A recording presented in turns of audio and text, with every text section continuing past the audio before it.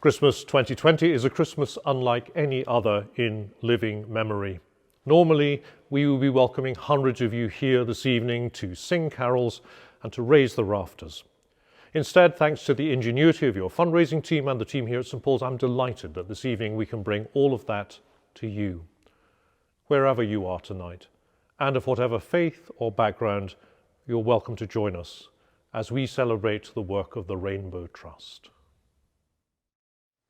Once in royal David city stood a lowly cattle shed, where a mother laid her baby in a manger for his bed.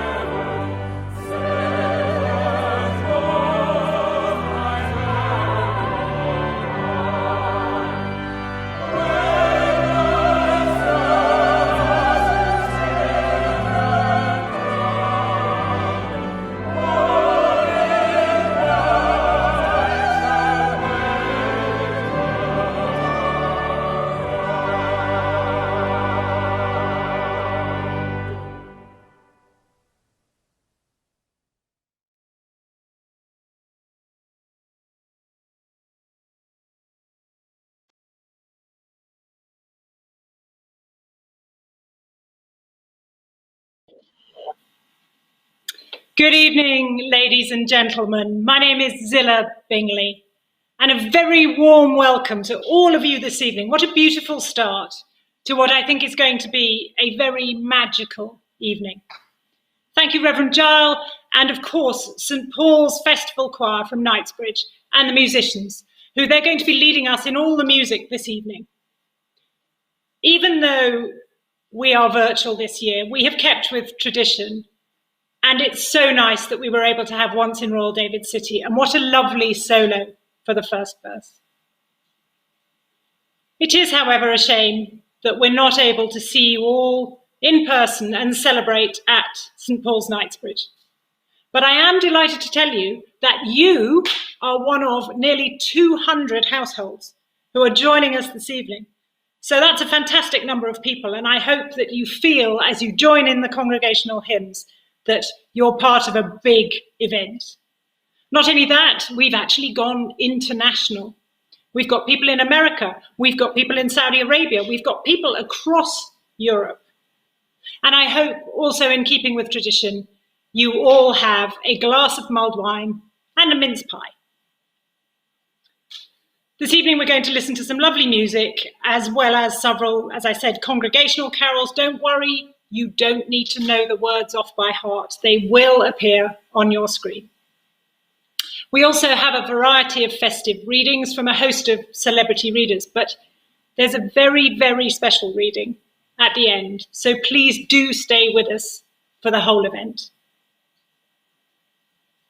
Many of you tuning in tonight are very familiar with Rainbow Trust Children's Charity. And for those who are not, I do hope that by the end of the evening, you will know a little bit more about what we do and why it is so important, not just when we're in a pandemic. This evening is to celebrate our vital work supporting families with seriously ill children, as well as helping to raise valuable funds so that we can ensure that we continue to be there for them when they need it the most. Please feel free to donate. I think you'll see there's a donate link on your screen throughout the concert, and in particular during Away in a Manger. Without further ado, let's please welcome back St Paul's Festival Choir with the Sussex Carol.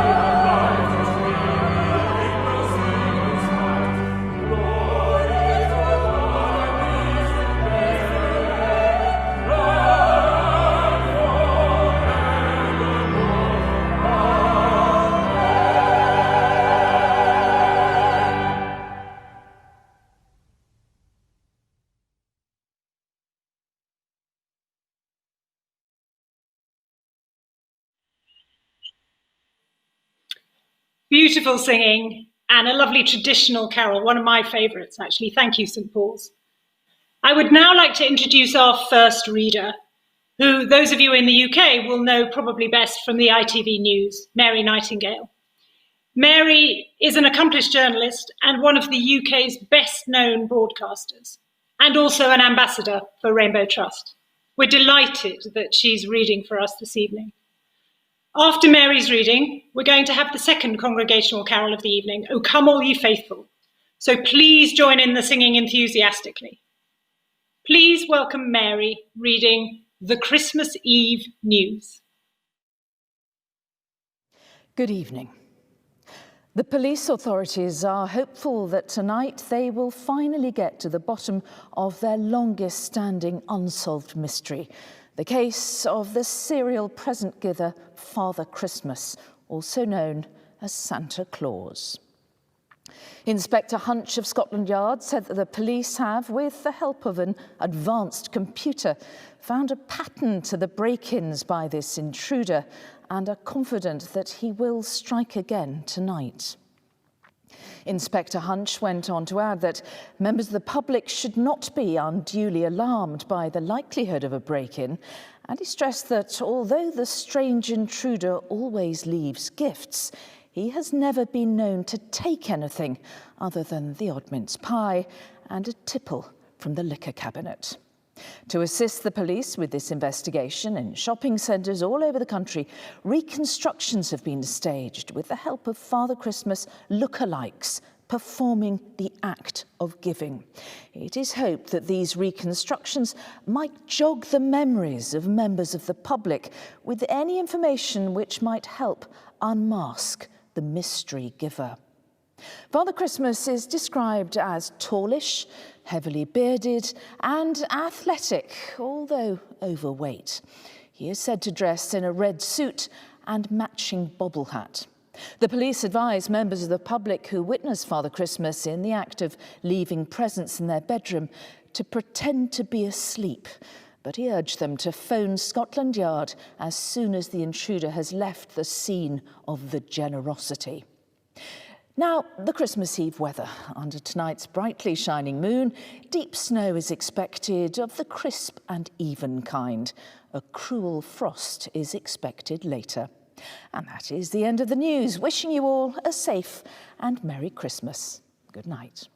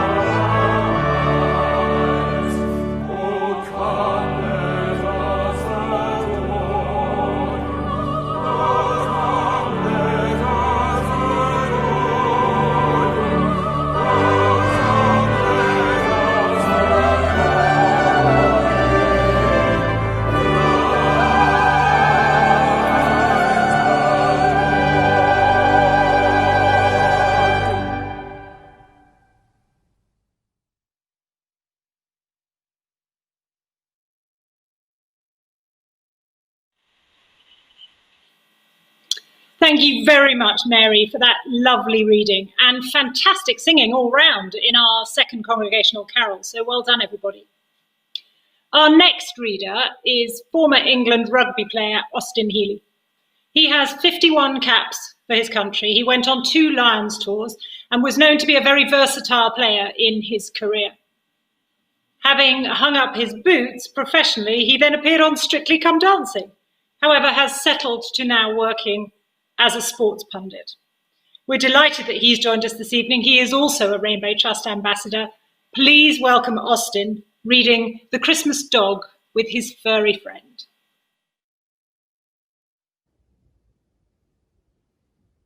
Hi, I'm Austin Healey, and this is The Christmas Dog by Shel Silverstein. Tonight's my first night as a watchdog, and here it is Christmas Eve. The children are sleeping all cosy upstairs, while I'm guarding the stockings and tree. What's that now? Footsteps on the rooftop? Could it be a cat or a mouse? Who is this down the chimney? A thief with a beard and a big sack for robbing the house? I'm barking, I'm growling, I'm biting his butt. He howls and jumps back in his sleigh. I scare his strange horses, they leap in the air. I've frightened the whole bunch away. Now the house is all peaceful and quiet again. The stockings are safe as can be. Won't the kiddies be glad when they wake up tomorrow and see how I've guarded the tree? Have a great Christmas, everyone.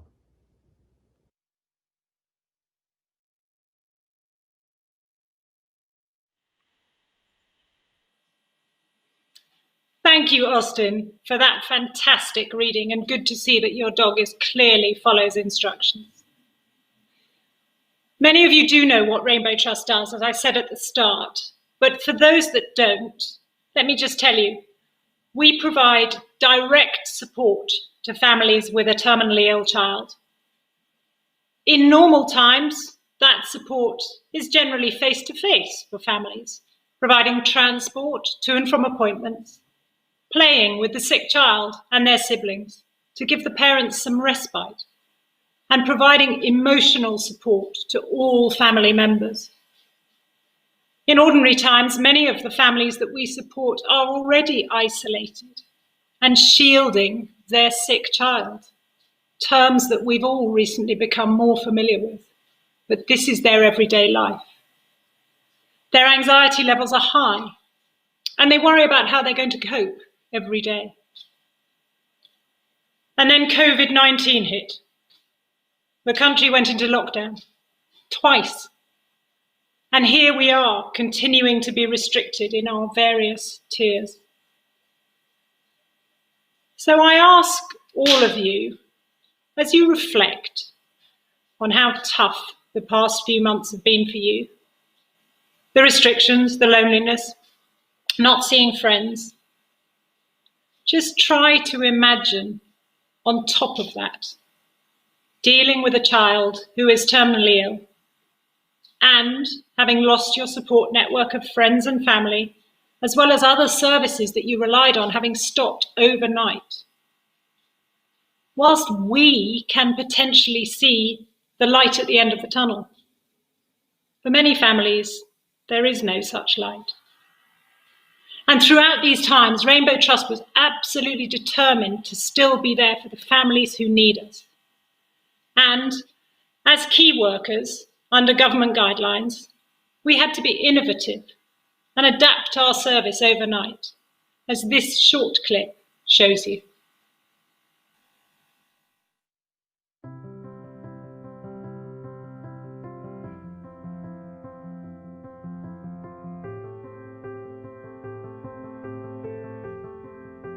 It became obvious from very early on that the families that we work with are going to be very, very affected by the COVID-19 situation.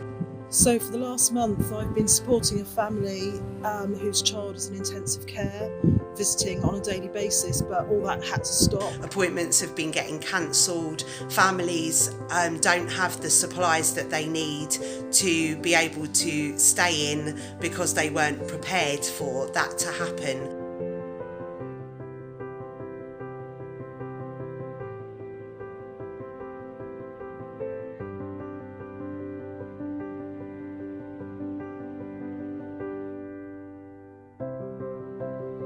I've been getting up really early, meeting Mum outside the hospital, and we've been going for a really long walk to start the day with some fresh air and just kind of get her out of the hospital to breathe a bit and have a chance to chat, and hopefully she'll have a much better day having started the day with a bit of company and getting some stuff off her mind. So I've just been to Tesco's to get some supplies for a family, and I'm just going to go and drop that at their doorstep.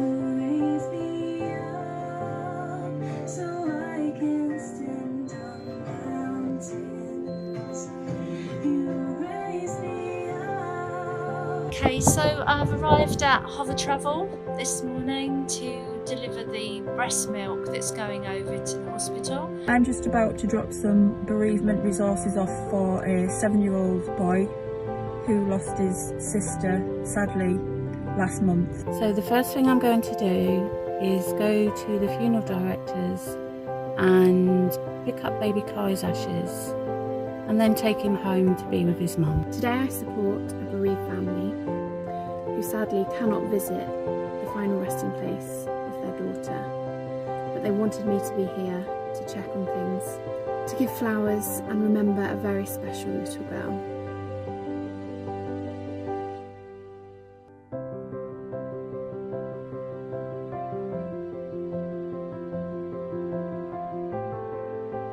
I'm very excited today because I am about to pick up 2 little girls called Aisha and Zara. They are siblings of another little girl who's had to shield since the beginning of March. They haven't been able to go out anywhere at all. The whole family have had to shield, and today is the first day that they are going to come out, and we're going to Whipsnade Zoo.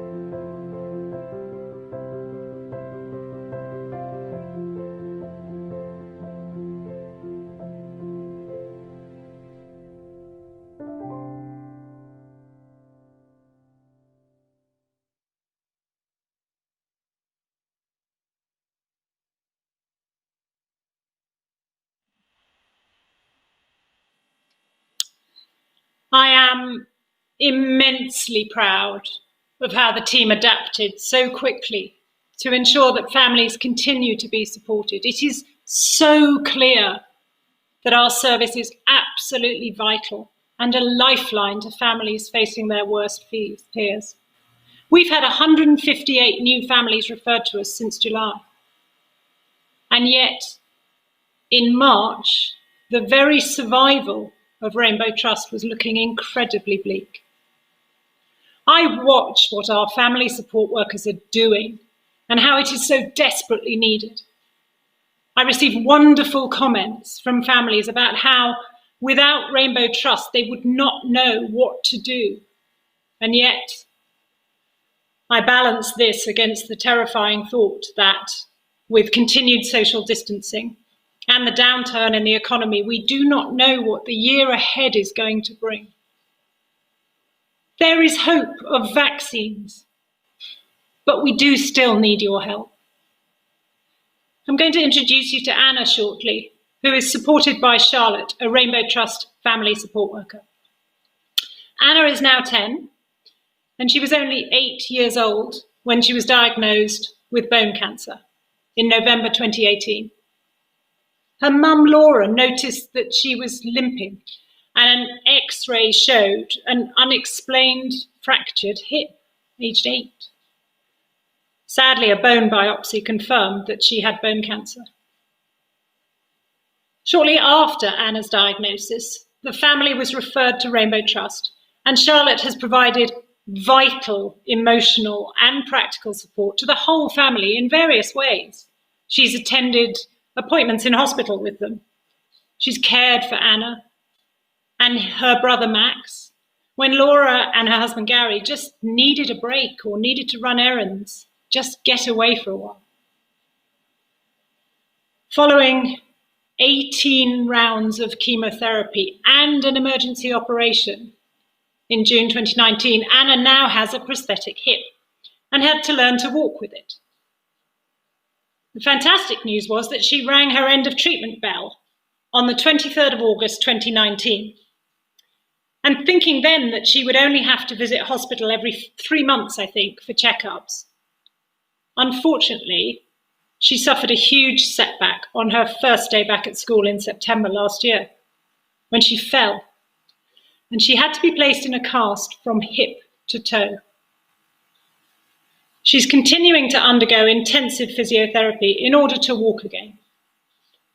But let's hear briefly from Anna, and then the choir will lead us in Away in a Manger. Good evening, I hope you're all enjoying this virtual concert. My name is Anna and I am 10 years old and my support worker is Charlotte. Charlotte used to come round to my house and if I was feeling sad she would talk or cheer me up. Before COVID, Charlotte used to come round to my house and we'd see each other face to face and she would basically do whatever I wanted. We would love every family to have the support of Rainbow Trust like mine. So please donate what you can to help families like mine.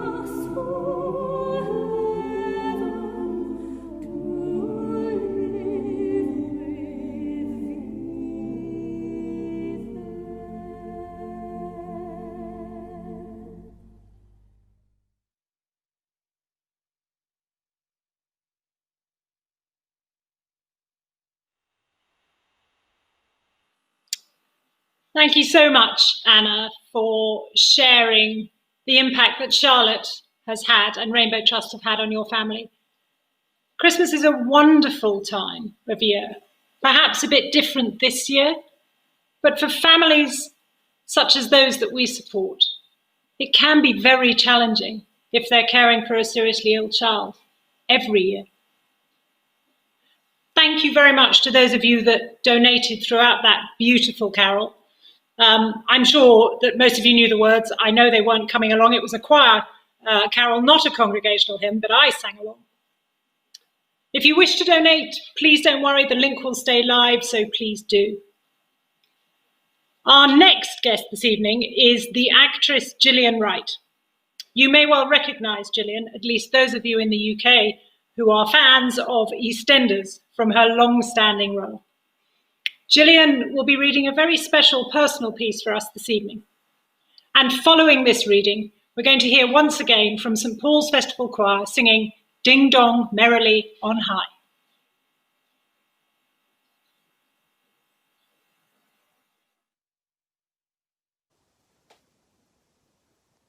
I'm peeling the spuds with a vicious fury. Chunks of white flying out of the sink, eyes gouged out with a medieval disregard. My timings are all out, and I am the angry woman. The bird's in the oven.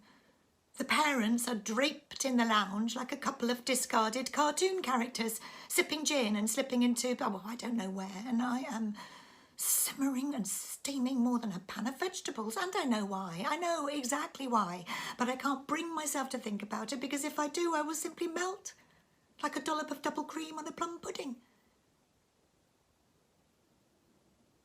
Oh, you may as well know, it's Harry. It's all because of Harry. You see, last year it was Harry who did the spuds and the sprouts, and the carrots too, probably. Standing here in his oversized James Bond pinny and his Father Christmas bow tie. My little man, with his button nose and receding hair and sturdy brown brogues, whistling like a schoolboy, happy as a sandboy, changing my parents from two dark shadows into a comedy routine and making Christmas my Christmas. Safe and warm and wholesome and soft.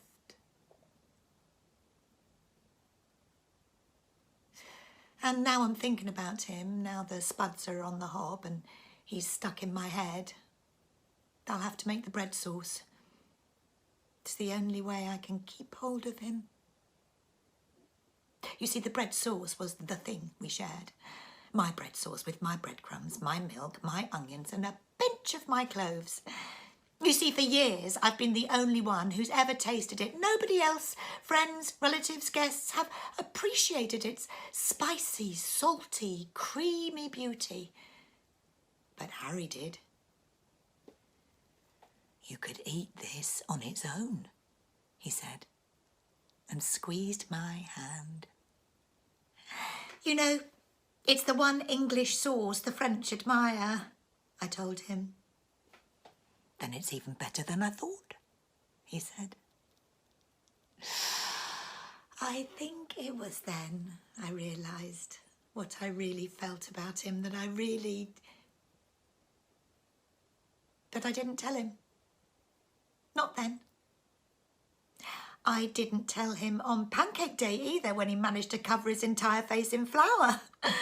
Or on Easter Sunday when my chocolate pudding brought pleasure-filled tears to his eyes. Or on Ascension Day when the barbecue went up in smoke and we giggled all evening. No, I told him on that rain-sodden picnic on August Bank Holiday Monday. On the occasion of the most pointless public holiday on the English calendar, when he was clearly irritated by the waste of his carefully prepared cucumber sandwiches and perfectly baked lemon drizzle cake. I adore you, Harry, I said. The next day, he told me he had to go away, and I haven't seen him since. How foolish was I not to have waited until bonfire night, or at least Halloween. But now I'm in my bread sauce reverie, and the Sally Army Band is cuddling me with carols on the radio. I'm beginning to think that I can get through this day.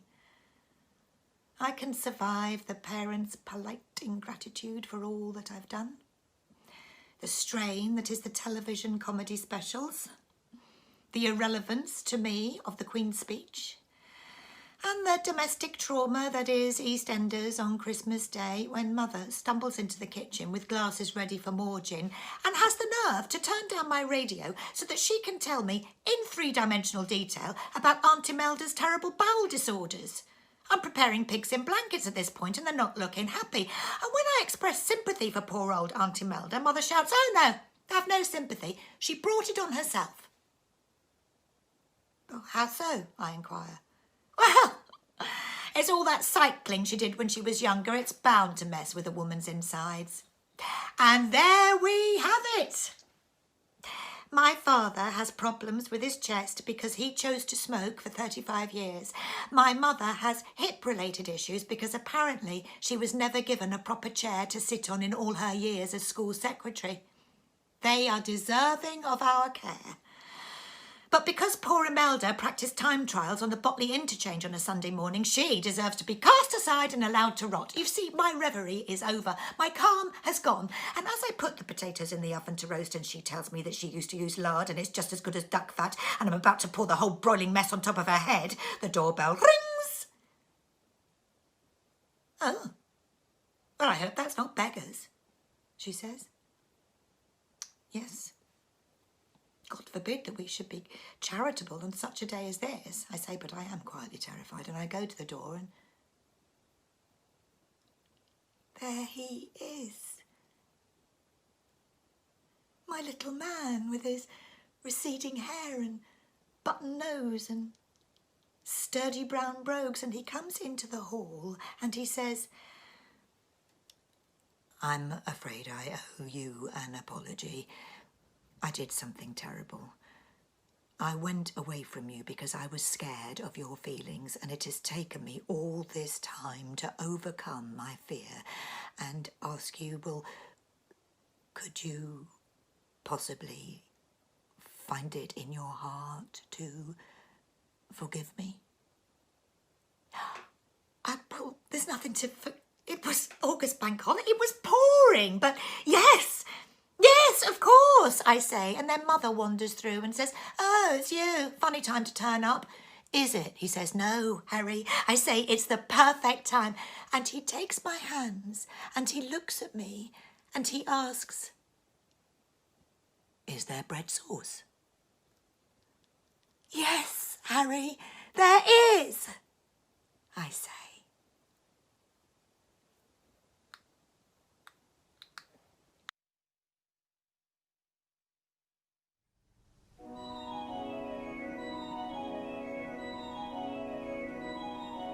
Ding dong, merrily on high, in heaven the bells are ringing.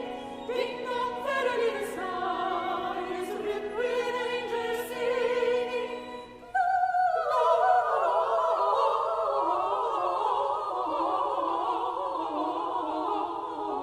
Gloria, Hosanna in excelsis.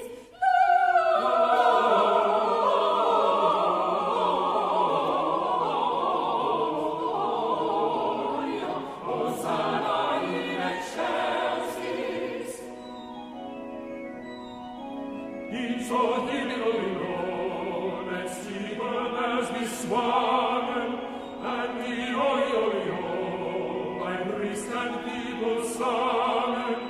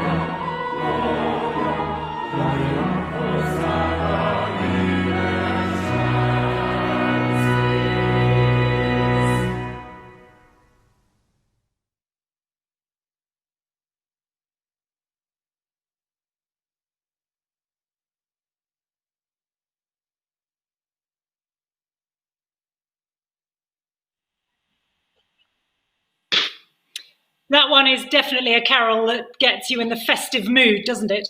And thank you, Gillian, for that lovely reading. We're delighted to have so this evening, and I'm really excited about the last one. Up next, we have another actress, also known for featuring in EastEnders. As well as this and her many other television roles, Anita Dobson has had a wonderful stage career, both with the Royal Shakespeare Company and the National Theatre, where she won an Olivier for Best Actress. Please welcome Anita this evening, reading Santa's New Idea.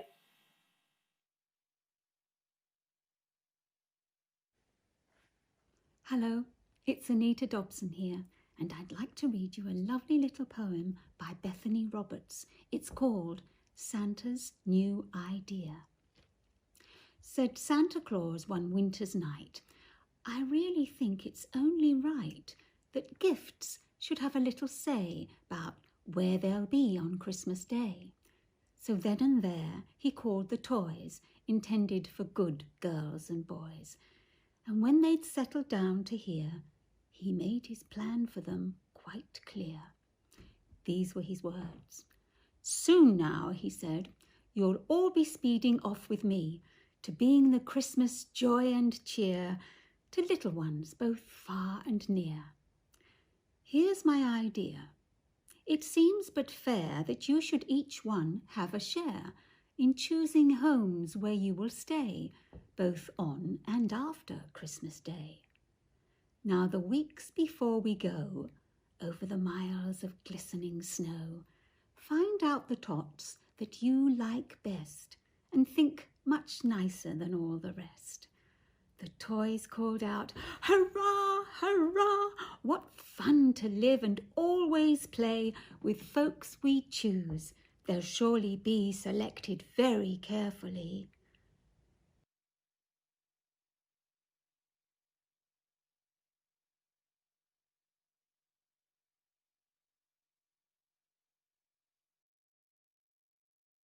So children dear, when you do see your toys in socks or on a tree, you'll know in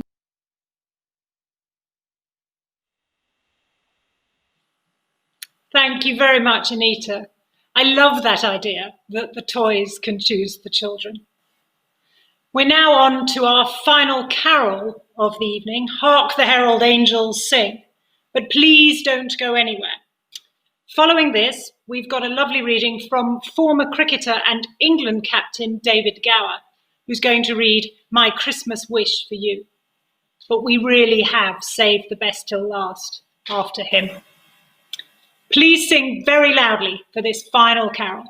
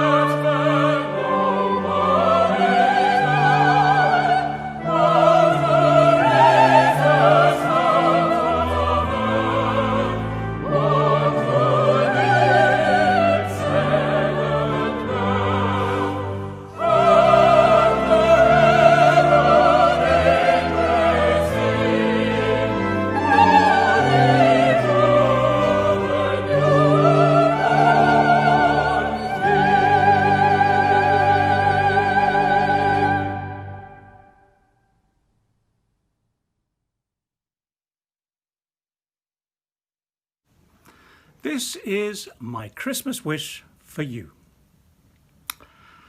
My Christmas wish for you, my friend, is not a simple one, for I wish you hope and joy and peace, days filled with warmth and sun. I wish you love and friendship too, throughout the coming year, lots of laughter and happiness to fill your world with cheer. May you count your blessings one by one, and when totalled by the lot, may you find all you've been given to be more than what you sought. May your journeys be short, your burdens light, may your spirit never grow old. May all your clouds have silver linings, and your rainbows pots of gold. I wish this all and so much more. May all your dreams come true. May you have a Merry Christmas, friend, and a Happy New Year too.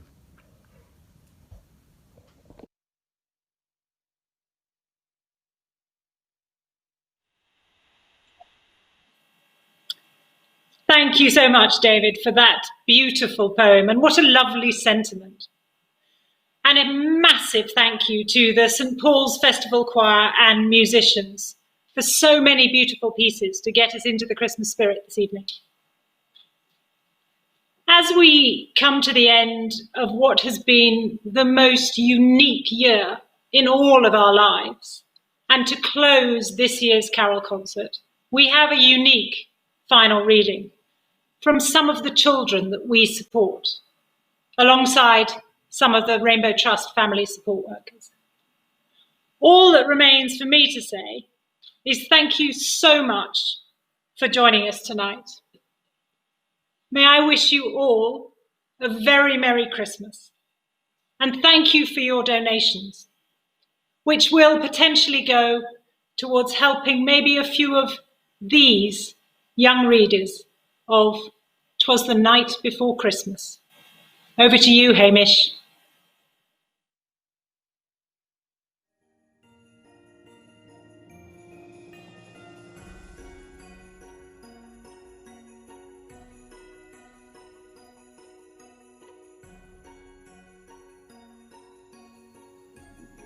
"'Twas the night before Christmas, when all through the house not a creature was stirring, not even a mouse. The stockings were hung by the chimney with care, in the hope that St. Nicholas soon would be there. The children in us all snug in their beds, saw visions and sugar bells dancing their heads. Mum in her kerchief and I in my cup, we've just settled our brains for a long winter nap. When out on the lawn there arose such a clatter, I sprang from the bed to see what was the matter. Away to the window I flew like a flash, tore open the shutters and threw up the sash. The moon on the breast of the new fallen snow gave the lustre of midday to objects below. And what to my wondering eyes should appear but a miniature sleigh and 8 tiny reindeer? Oh, the little old driver, so lively and quick, I knew in a moment it must be St. Nick. Oops. More rapid than eagles, his course they came, and he whistled and shouted and called by name. Now Dasher, now Dancer, now Prancer and Vixen, on Comet, on Cupid, on Donna and Blitzen, to the top of the porch, to the top of the wall, now dash away, dash away all. As dry leaves that before the wild hurricane fly, when they meet with an obstacle mount to the sky, so up to the house top the coursers they flew, with the sleigh full of toys and St. Nicholas too. And in a twinkling I heard on the roof the prancing and pawing of each little hoof. As I drew my head and was turning around, down the chimney St. Nicholas came with a bound. He was dressed all in fur from his head to his foot, and his clothes were all tarnished with ashes and soot. A bundle of toys he had flung on his back, and he looked like a peddler just opening his pack. His eyes how they twinkled, his dimples how merry. His cheeks were like roses, his nose like a cherry. His droll little mouth was turned up like a bow, and the beard of his chin was as white as the snow. The The stump of his pipe he held tight in his teeth, and the smoke it encircled his head like a wreath. He had a broad little face and a little round belly that shook when he laughed like a bowl full of jelly. He was chubby and plump, a jolly old elf, and I laughed as I saw him, in spite of myself. A wink of his eye and a twist of his head soon gave me to know I had nothing to dread. He spoke not a word, but went straight to work and filled all the stockings, then turned with a jerk and laying his finger aside of his nose and give a nod. Up the chimney he rose. Onto his sleigh, to his team he gave a whistle, and away they all flew like the down of a thistle. But I heard him exclaim as he drove out of sight, Happy Christmas to all, and to all a good night.